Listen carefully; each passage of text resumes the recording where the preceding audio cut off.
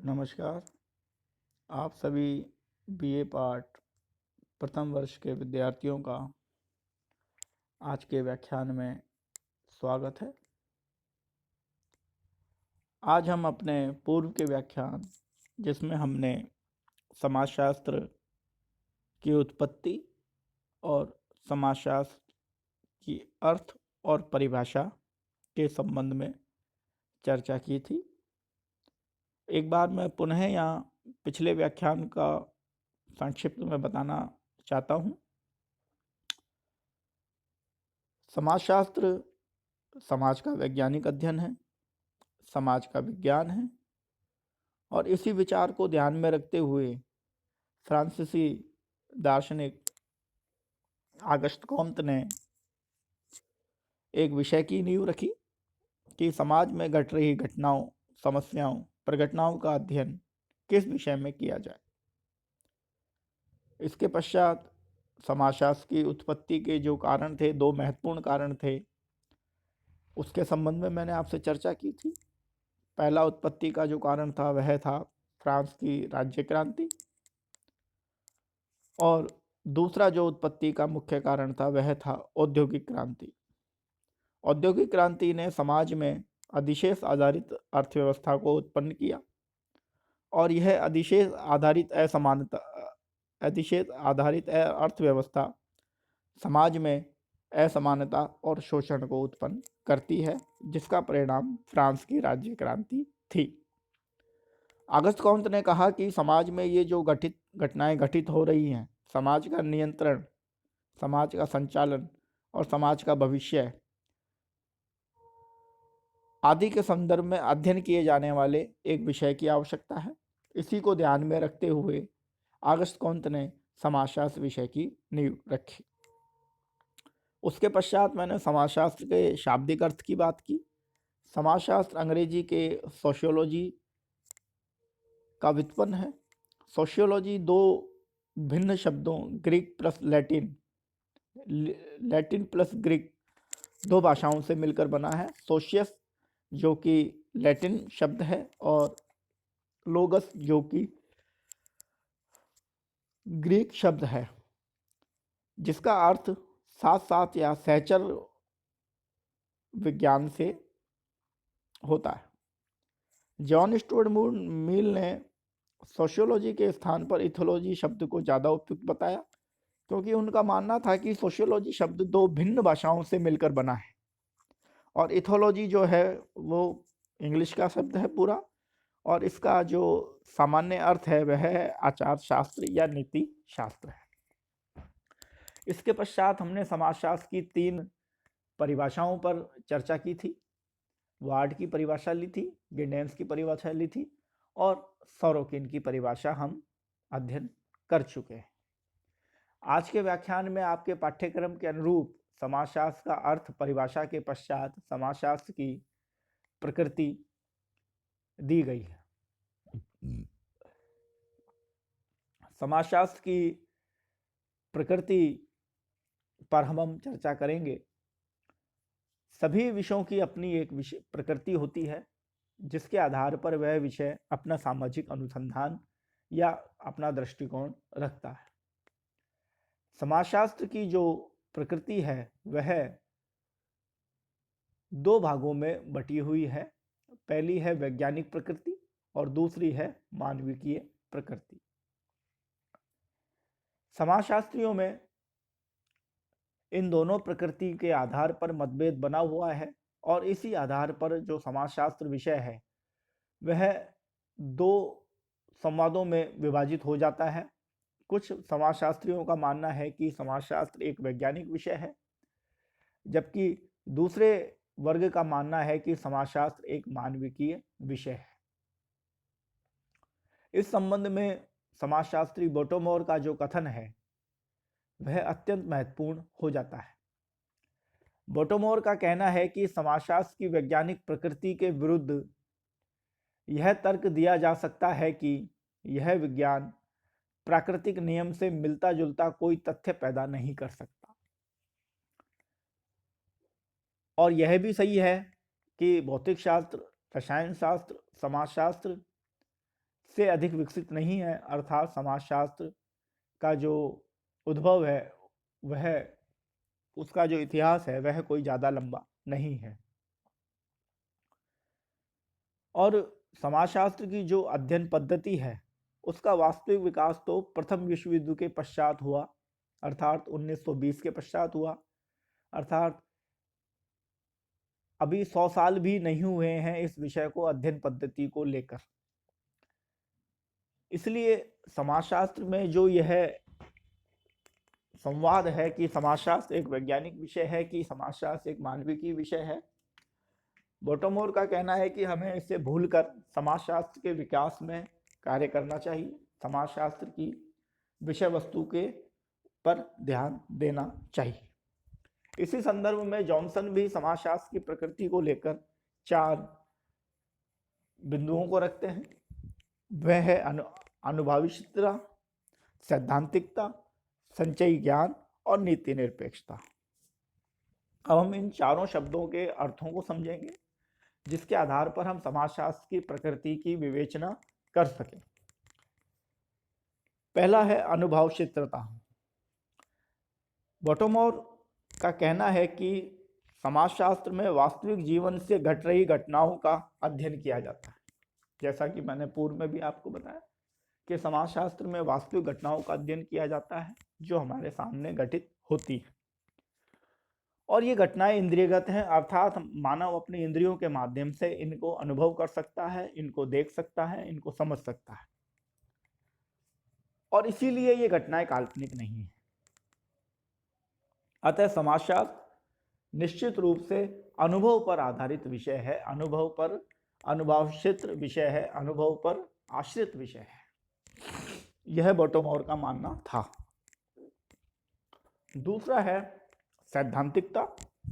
बोटोमोर कहते हैं कि भिन्न तथ्यों से जटिलता को हटाकर कार्यकरण संबंधों के आधार पर उन्हें संक्षिप्त रूप प्रदान करने का कार्य विज्ञान करता है, अर्थात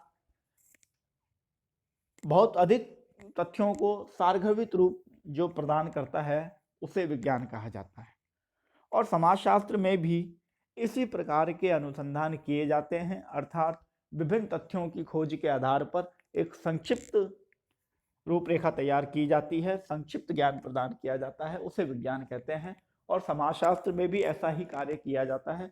अतः समाजशास्त्र की जो प्रकृति है वह बोटोमोर के अनुसार सैद्धांतिक है, और सैद्धांतिक होने के आधार पर यह समाजशास्त्र एक वैज्ञानिक विषय के रूप में स्थापित होता है। तीसरी बात जो बोटोमोर करते हैं वह कहते हैं कि संचयी ज्ञान। बोटोमोर कहते हैं कि समाजशास्त्र केवल नए सिद्धांतों का ही निर्माण नहीं करता, अपितु पुराने सिद्धांतों को नई परिस्थितियों में जांचता है और उनमें संशोधन करता है। अर्थात संचय ज्ञान का अर्थ है कि ज्ञान को संचयन कर लेना।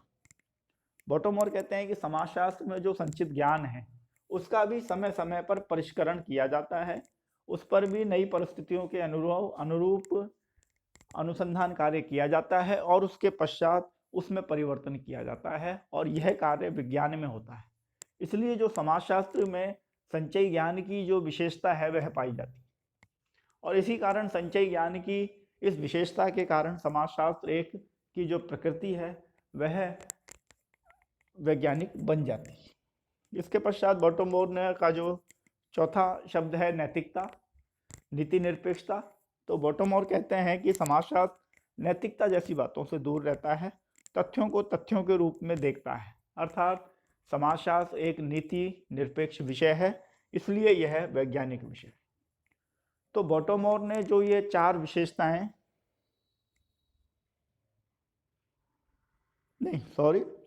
जॉनसन ने जो यह 4 विशेषताएं बताई, अनुभवशिष्टता, सैद्धांतिकता, संचयी ज्ञान और नीति निरपेक्षता, ये चारों विशेषताएं वैज्ञानिक पद्धति की विशेषताएं हैं, वैज्ञानिक विषय की विशेषताएं हैं, विज्ञान की विशेषताएं हैं।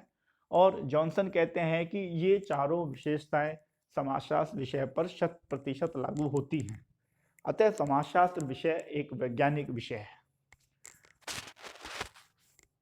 इसके पश्चात समाजशास्त्र एक बहुत माने हुए समाजशास्त्री हैं रॉबर्ट बियरस्टीट, जो अपनी पुस्तक द सोशल ऑर्डर में समाजशास्त्र की कुछ विशेषताओं की चर्चा करते हैं, और ये विशेषताएं 7 भागों में रॉबर्ट बियरस्टीट बांटते हैं।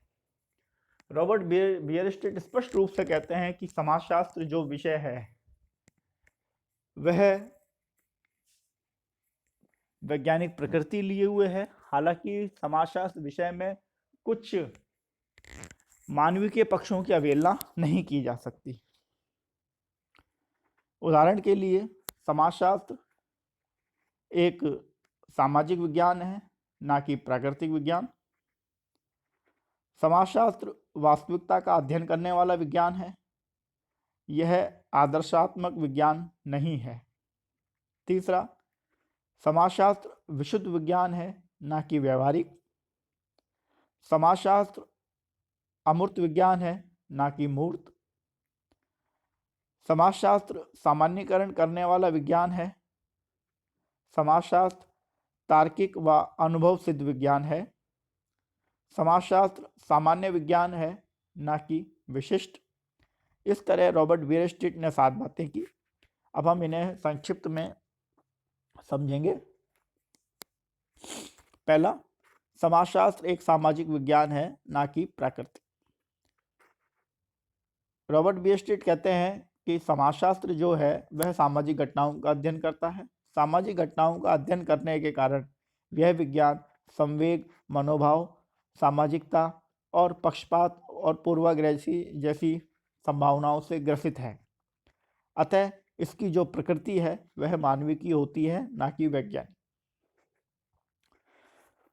दूसरा, रॉबर्ट बियरस्टीट कहते हैं कि समाजशास्त्र वास्तविकता का अध्ययन करने वाला विज्ञान है, यह आदर्शात्मक विज्ञान नहीं है।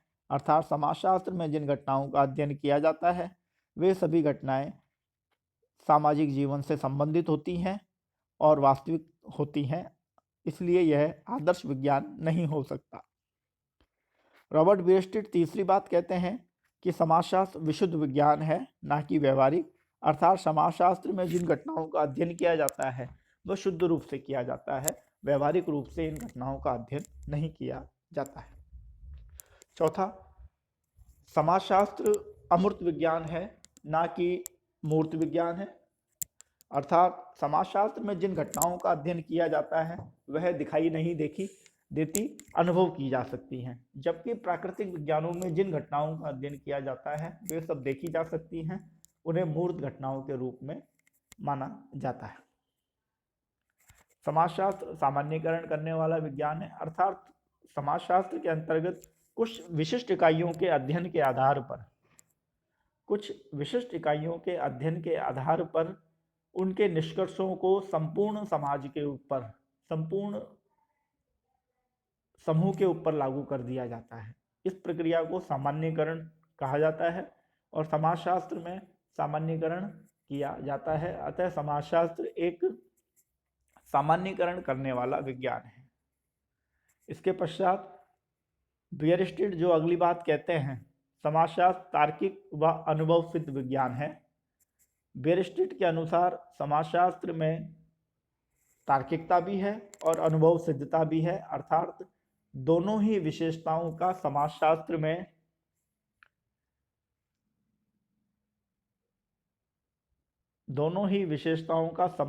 में पाया जाना यह सिद्ध करता है कि समाजशास्त्र वैज्ञानिक और मानविकीय दोनों प्रकृति को अपने में आत्मसात करने वाला विज्ञान है। अंत में बियरस्टीट कहते हैं कि समाजशास्त्र सामान्य विज्ञान है, ना कि विशिष्ट विज्ञान है। अर्थात बियरस्टीट स्पष्ट रूप से कहते हैं कि समाजशास्त्र के अंतर्गत समाज में घट रही घटनाओं का अध्ययन किया जाता है, ना कि विशिष्ट घटनाओं का अध्ययन किया जाता है। अतः समाजशास्त्र के जो निष्कर्ष हैं, समाजशास्त्र के जो अध्ययन हैं, समाजशास्त्र के जो अनुसंधान हैं, वह समाजशास्त्र को एक सामान्य विज्ञान के रूप में स्थापित करते हैं, ना कि प्राकृतिक विज्ञानों की तरह एक विशिष्ट विज्ञान के रूप में स्थापित करते हैं। विद्यार्थियों, समाजशास्त्र की प्रकृति को लेकर समाजशास्त्रियों में वर्तमान तक मतभेद बने हुए हैं और इन मतभेदों के कारण ही समाजशास्त्र कभी मानवीय प्रकृति जैसा दिखाई देता है तो कभी समाजशास्त्र प्राकृतिक विज्ञानों अर्थात वैज्ञानिक प्रकृति लिए हुए दिखाई देता है। और यह विवाद वर्तमान में भी समाजशास्त्रियों में चल रहा है। आज के व्याख्यान में इतना ही। अगले व्याख्यान में हम समाजशास्त्रीय परिप्रेक्ष्य पर चर्चा करेंगे। धन्यवाद।